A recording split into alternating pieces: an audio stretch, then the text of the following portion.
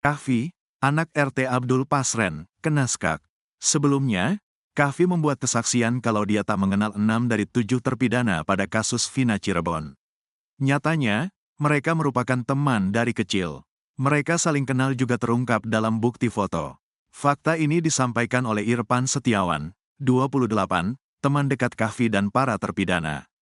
Ya, terkait Kahfi yang disebut tidak kenal dekat dengan 6 terpidana kasus Vina Cirebon, si Kahfi itu bohong. Pernyataan itu sangat bertolak belakang. Padahal Kahfi sama terpidana, teman dari kecil sampai tahun 2016 itu, ujar Irfan saat diwawancarai media, Sabtu, tanggal 20 Juli tahun 2024. Irfan juga menunjukkan beberapa foto yang menjadi bukti kedekatan mereka. Waktu tahun 2013 bahkan kita bikin baju bareng, Bob Marley, foto-fotonya juga masih ada. Kita pernah jalan-jalan bareng, karena memang teman dari kecil, ucap Irfan. Mereka jalan bareng, terutama Minggu. Pasti jalan bareng dengan Kahfi dan 6 terpidana, ucapnya. Dalam foto tersebut, terlihat jelas Kahfi bersama Hadi, Jaya, Eko, serta Irfan. Sisanya teman-teman lain, seperti Reza, Akbar, dan Anto, jelas dia. Irfan mengaku sangat sedih dan prihatin dengan kesaksian bohong yang diberikan Kahfi. Ya, saya lihatnya si Kahfi memberi kesaksian bohong kayak gitu sedih dan sangat prihatin. Makanya enggak ngangka saja Kahfi kayak gitu, sampai bohong. Enggak percaya sih, katanya. Selain itu, Irfan juga merasa sedih dengan kondisi keenam temannya yang kini divonis seumur hidup. Apalagi, ia mengenal betul perilaku temannya tersebut. Saya kasihan sama 6 terpidana, karena gimana ya, mereka itu enggak macam-macam lah. Orang baik, semuanya kuli bangunan. Saya pernah diajak nguli waktu sekolah, pernah diajak. Kalau mereka dituduh jadi pelaku pembunuhan, saya sangat tidak percaya.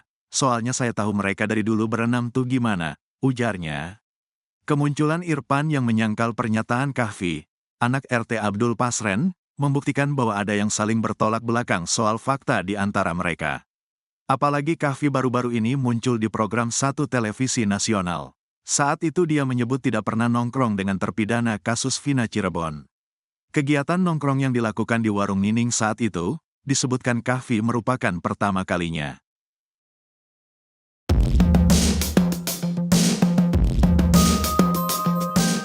Mantan Kabareskrim Komjen, Purnawirawan, Susno Duaji membeberkan kesaksian janggal Suroto di kasus Vina Cirebon. Suroto yang awalnya mengaku sebagai orang pertama yang menemukan jasad Vina dan Eki ternyata memberikan kesaksian bohong. Bahkan soal helm dan rok yang dipakai Vina, diduga berbeda dengan faktanya. Suroto mengatakan menemukan di sini, TKP dekat flyover, tapi Suroto kan sebagian berbohong keterangannya, kata Susno Duaji. Kebohongan yang disampaikan oleh Suroto itu terkait kedatangannya ke TKP flyover Talun. Suroto mengatakan dia ke sini karena menemukan waktu patroli, nyatanya Suroto datang ke sini dari kantor polisi bersama-sama polisi, bohong dia kan, jelas Susno Duaji lagi. Menurutnya, kesaksian tukang ojek yang mengaku melihat Eki dipukul 2 orang itu lebih masuk akal. Kemudian ada lagi saksi menemukan tukang ojek, itu lebih meyakinkan juga. Ada lagi yang menemukan ini langsung lapor polisi lalu polisi dan Suroto datang, itu lebih meyakinkan lagi, jelas dia. Padahal kata Susno Duaji, dirinya awalnya percaya dengan kesaksian Suroto itu. Dulu saya puji-puji bagus, ternyata bohong juga Suroto. Dia bilang, sayalah yang pertama menemukan, ternyata enggak, katanya. Padahal orang yang pertama menemukan adalah orang yang melaporkan ke kantor polisi. Tak hanya itu, Suroto juga memberi kesaksian kalau dia yang membuka helm Eki. Ternyata di foto helmnya sudah terbanting dijalankan, jelasnya. Bukan itu saja, Suroto juga mengatakan jarak antara Vina dan Eki sekitar 7 meter. Padahal di foto tidak sampai 6 meter, kata Susno Duaji lagi. Sementara itu, pekerja bengkel di sekitar TKP, Oki membenarkan bahwa Suroto bukan orang pertama yang ada di TKP. Diyakini Oki, Suroto tidak ada di sana dan baru datang bersama dengan polisi. Oki juga menyebutkan bahwa kondisi malam itu tidak hujan deras seperti yang diceritakan oleh Suroto. Saka Tatal, mantan terpidana kasus Vina Cirebon, selesai mengikuti tes psikologi di Hotel Panen, Jalan LLRE Marta Dinata, Kota Bandung pada Jumat 19 Juli 2024. Pemeriksaan itu dilakukan Saka selama sekitar 13 jam, dimulai dari pukul 10 pagi. Selesai pemeriksaan, Saka mengungkap hanya diminta menggambar dan menjelaskan apa yang sudah digambarnya. Meski mengaku pusing lantaran pertanyaan yang banyak, Saka mengatakan ada 2 psikolog yang bersikap baik sehingga membuatnya lebih tenang. Ia berharap masyarakat mendoakannya agar peninjauan kembali atau PK bisa berjalan lancar dan mendapatkan hasil terbaik. Saka menegaskan tak pernah merasa melakukan apa yang dituduhkan. Kuasa hukum Saka, Titin Prilianti, menambahkan PK sebagai langkah untuk membuktikan bahwa kliennya tak bersalah dan sudah menghadapi penyiksaan saat ditahan. Titin menyebut sebelum pengajuan PK, tim kuasa hukum di Jakarta sudah berkirim surat ke Kapolri, Komisi Yudisial, Mahkamah Agung, Jaksa Agung, dan semua agar turut memantau.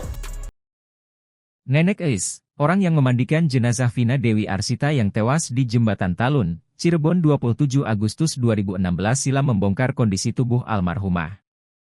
Nenek Eis menegaskan tidak ada luka tusuk di tubuh Vina.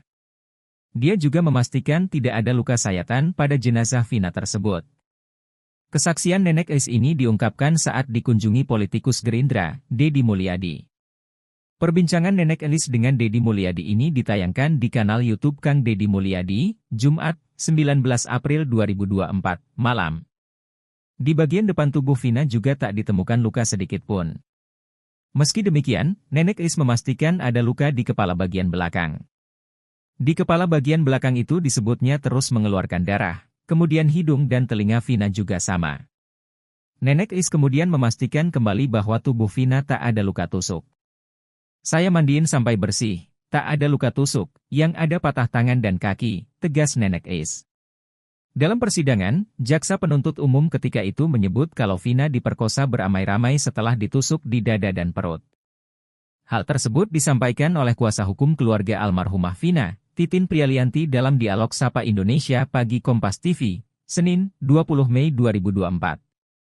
Sementara dalam tuntutan jaksa, kata Titin, digambarkan Eki dan Vina melintas di Jalan Perjuangan kemudian diteriaki oleh para terdakwa yang berada di warung Bunining. Kemudian Eki dan Vina dikejar oleh para terdakwa ke flyover Talun dan selanjutnya dipukuli, dianiaya, dan dibawa ke kebun belakang showroom dekat SMP 11. Apalagi, keterangan petugas yang menemukan Vina dan Eki di flyover Talun dalam kesaksiannya mengatakan, darah hanya ada di bawah tubuh korban. Coki Mahesa, ayah dari Jihan Anjani Putri, mengungkapkan banyak kesamaan antara dirinya dengan Peggy Setiawan, korban salah tangkap dalam kasus Vina Cirebon. Coki mengaku pernah bernasib sama seperti Peggy, yakni menjadi korban salah tangkap atas tindakan kriminal yang tak pernah dilakukannya. Coki menceritakan, sekitar tahun 2006, ia pernah ditangkap polisi ketika sedang bekerja di wilayah Penjaringan, Jakarta Utara. Saat itu, Coki ditangkap dengan tuduhan terlibat dalam pencurian mesin percetakan dari salah satu ruko di Penjaringan.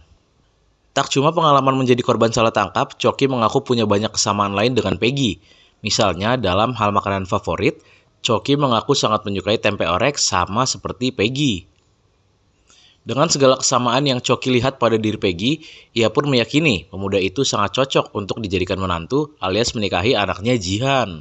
Ketika saya melihat Peggy dan mengikuti alur beritanya dari awal sampai kebebasan dia, kok seperti saya melihat ketika saya melihat dia tuh seperti saya melihat diri saya sendiri gitu.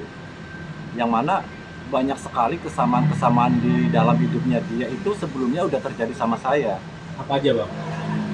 Contohnya yang pertama, dia ibaratnya korban broken home, ya, tahu lah ya. Ibaratnya dia ditinggal sama bapaknya dan saya juga sama, ditinggal bapaknya dari kecil. Nah, ketika dia datang ke rumahnya bapaknya dan disuruh bilang kalau dia ponakannya, itu pun sebelumnya sudah terjadi sama saya. Sewaktu saya datang ke rumah bapak saya disuruh mengaku kalau saya ini ponakannya. Nah, kelanjutannya lagi, dia sebagai korban salah tangkap.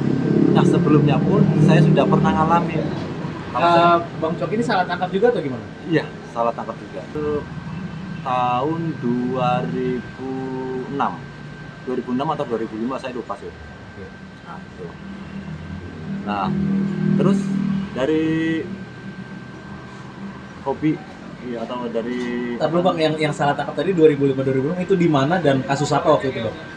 Itu ketangkapnya di Penjaringan. Duit kasusnya itu mesin percetakan. Jadi pencurian mesin percetakan. Nah, memang waktu itu saya ditelepon sama teman saya untuk bantuin ngangkat barang, katanya karena barangnya berat. Setelah saya datang, saya bantuin, tiba-tiba ya itu langsung disergap. Jadi saya bingung, bahkan saya sempat apaan sih, bercanda aja main jangan bergerak, jangan begitu. Itu waktu itu sempat di penjara kan kayak gimana? Ya sempat di penjara, cuman nggak lama memang, hanya beberapa hari saja.